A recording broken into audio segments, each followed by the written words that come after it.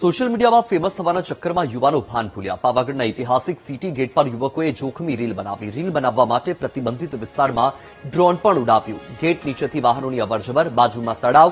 Social મીડિયામાં viral થવા માટે યુવકોએ જીવ જોખમમાં મૂક્યા। વિડીયો સામે આવતા પોલીસ કાર્યવાહીની માંગ ઉઠી છે।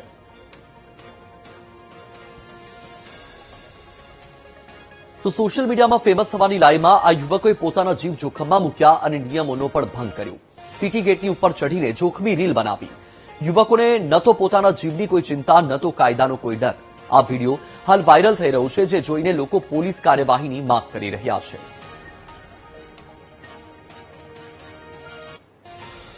વધુ માહિતી આપી રહ્યા છે સંવાદદાતા વિવેક સુથાર।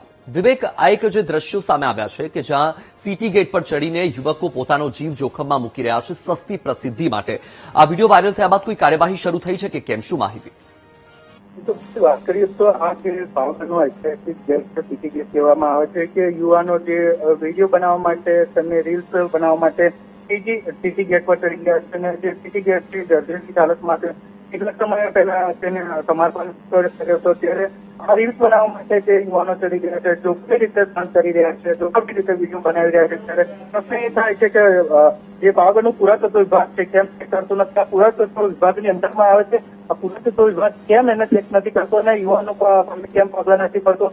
આ જે જગ્યા ઉપર જવા માટે છે એ જગ્યા ઉપર પરમિશન લેવાની હોય છે ને તેને ચડવા પર પ્રતિબંધ પણ કરવામાં આવે છે, પરંતુ પુરાતત્વ કેમ પગલાં નથી રહેતું તે સૌથી મોટો પ્રશ્ન છે।